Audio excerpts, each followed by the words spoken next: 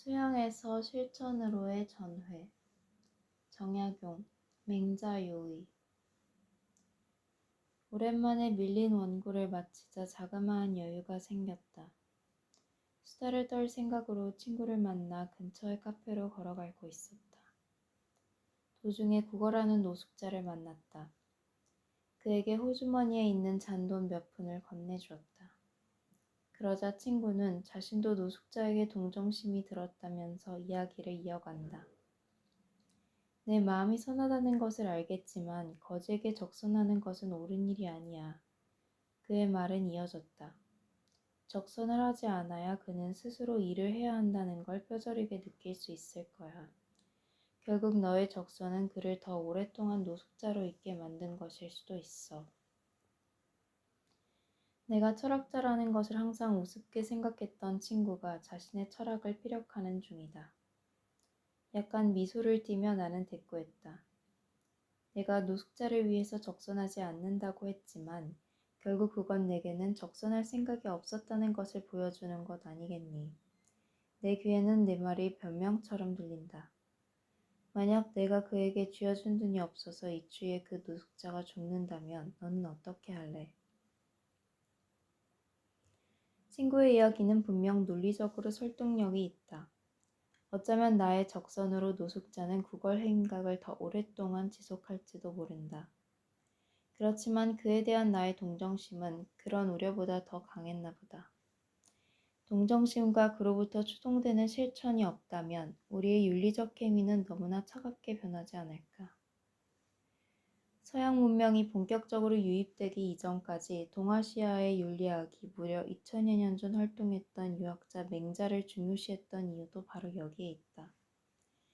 맹자가 정초했던 윤리학은 우리의 동정심에 기초한 것이다. 그래서 그는 성선설을 주장할 수 있었다.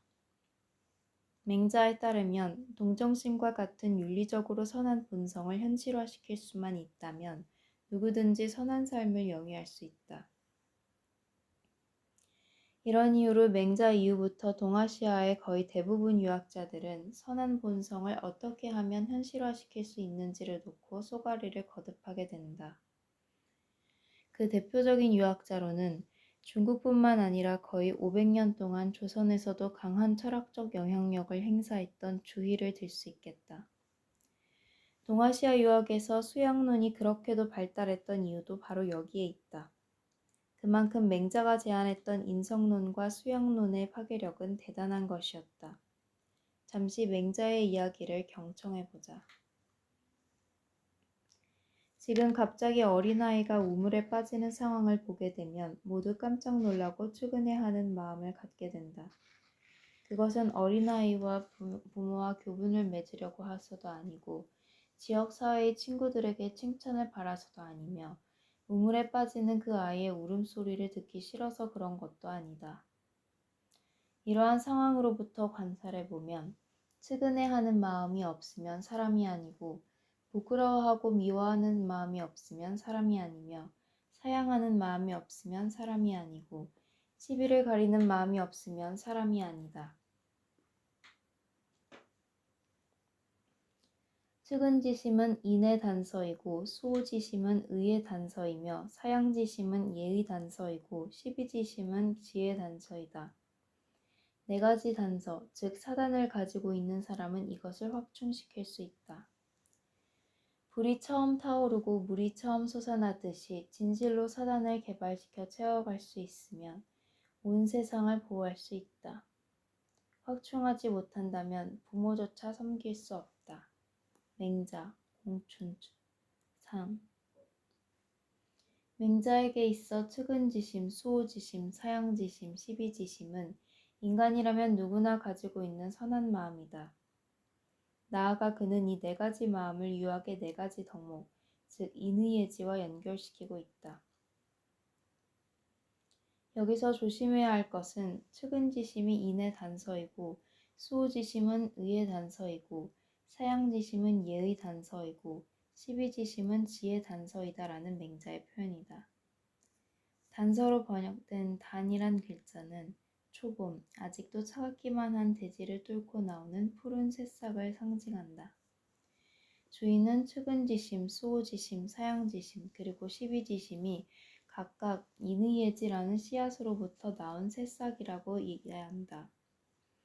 그러니까 이렇게 나온 새싹들을 잘 키워서 무성하게 만들 수만 있다면 온 세상은 푸른 녹음으로 가득 찰 수 있다는 것이다.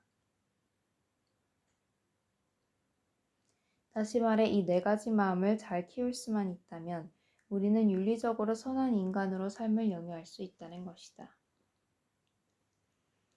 네 가지 선한 마음의 싹을 제대로 피우려면 일단 땅 속의 열매가 튼실해야 한다. 주의가 말한 함양 공부이다. 그리고 선한 마음의 싹이 땅으로 올라올 때 동시에 악한 마음의 싹도 올라오기 마련이다. 당연히 선한 싹과 악한 싹을 구분해야 한다. 그래야 선한 싹은 북돋우고 악한 싹은 제거할 수 있기 때문이다. 채찰, 즉 몸소 선한 싹과 악한 싹을 살피는 공부가 필요한 이유도 여기에 있다. 그렇지만 인의예지가 씨앗이고 측은지심, 수호지심, 사양지심, 그리고 십이지심이 그 새싹이란 주의의 생물학적 상상력은 과연 옳은 것인가? 누구도 의심하지 않았던 주의의 생각에 도전했던 유학자가 조선 저 남쪽 끝 전라도 강진 땅에서 등장하게 된다. 19년의 유배기간 동안 새로운 유학, 즉 새로운 윤리학을 꿈꾸었던 다산 정약용이 바로 이 사람이다. 궁금해진다.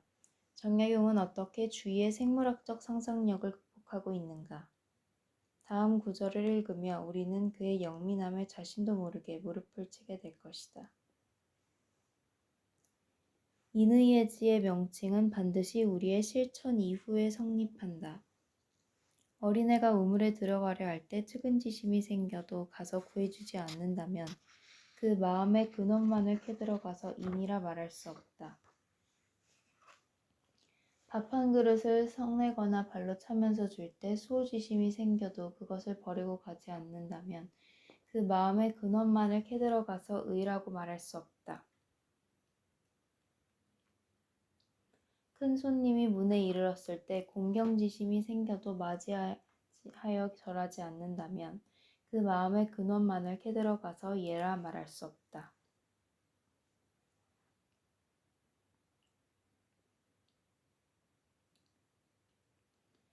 선한 사람이 무고를 당했을 때 시비지심이 생겨도 분명하게 분별해주지 않는다면 그 마음의 근원만을 캐들어가서 지라 말할 수 없다. 맹자요의 주의에게 인의예지는 씨앗이고 측은지심 등 사단은 새싹이다. 다시 말해 인의예지는 원인이고 측은지심은 등은 결과라는 것이다. 정약용은 이러한 생각을 뒤집는다. 측은지심 등 사단이 원인이고 인의예지가 결과라는 것이다. 여기서 우리는 측은지심과 관련된 맹자의 이야기를 다시 떠올릴 필요가 있다. 맹자에 따르면 갑자기 어린아이가 우물에 빠지는 상황에 직면하면 누구나 측은지심과 같은 동정심이 생긴다. 옳은 지적이다. 그렇지만 맹자의 논의에는 결정적으로 중요한 것이 빠져 있다. 동정심을 갖게 된 사람은 과연 위기에 빠진 어린아이를 구했는가 아니면 실패했는가? 만약 측은지심을 품은 누군가가 위기에 빠진 어린아이를 구하지 못했다면 우리는 그를 인한 사람이라고 이야기할 수 있을까? 이것이 정약용이 품고 있었던 생각이다. 정약용의 생각을 따르다 보면 우리는 맹자나 주희가 위기에 빠진 어린아이에 대해 별다른 언급이 없었다는 사실을 알게 된다. 그저 측은지심은 우리의 본성으로부터 유래한 마음이라는 생각만이 맹자나 주희의 이야기에서 확인될 수 있을 뿐이다. 맹자나 주희의 윤리적 감수성이 인간의 본성에 집중되어 있었다면 정약용의 그것은 바로 위기에 빠진 어린아이에 가 있었던 셈이다. 다시 말해 우리 마음에 측은지심이 생겼을 때 주인은 그것을 발생시킨 본성이라는 내적 원인으로 자신의 사유를 진행시켰던 반면 정약용은 그 어린아이를 구해야 한다는 실천이라는 외적 방향으로 자신의 사유를 진행시킨 것이다. 결국 정약용에게 인의예지라는 유학의 가치 덕목은 마음의 본성이 아니라 우리 인간의 주체적 노력과 실천을 통해서 달성될 수 있는 덕목들이다. 그래서 그는 인의예지란 가치 덕목은 우리에게 내재하는 본성이 아니라 우리의 실천을 통해서만 확립되는 무엇이라고 강조했던 것이다. 정약용은 흔히 실학의 집대성자라고 불린다. 잊지 말아야 할 것은 그의 실학 정신이 타자와 무관한 고독한 자기 수양이 아니라 타자와 관련된 윤리적 실천이 중요하다는 그의 통찰에 기초하고 있다는 점이다. 앞에서 살펴본 것처럼 측은지심이 들었음에도 불구하고 자신도 잘못하면 그 우물에 같이 빠질 수 있다는 두려움으로 인해 어린아이가 우물에 빠지는 것을 방관할 수도 있다. 이 경우 측은지심이 생겼다는 단순한 이유로 윤리적으로 선하다고 간주할 수 있을까? 윤리적인 선악은 그렇다면 어느 지점에서 결정되는 것일까? 정약용에 따르면 그것은 측은지심을 따를 것인지 아니면 자신의 안전을 선택할 것인지에 달려있다. 다시 말해 선악은 측은지심과 같은 도덕 감정에 달려있는 것이 아니라 기본적으로 주체의 결단과 의지에 달려있다는 것이다. 마침내 맹자로부터 시작된 수양의 윤리학이 정약용에 이르러 실천의 윤리학으로 전회된 것이다. 지금 함양이나 채찰이란 슬로건으로 과거 동아시아 사람들의 수양 이야기가 일종의 노스텔지어처럼 번지고 있다. 바로 이 대목에서 내면이 아닌 외면으로 나아가야 한다는, 다시 말해 본성의 함양이 아니라 주체적 결단과 실천이 중요하다는 정약용의 고독한 외침은 매우 중요한 가치를 갖는다. 지금은 옥깃을 여미고 광진의 고독한 유학자를 생각할 때이다.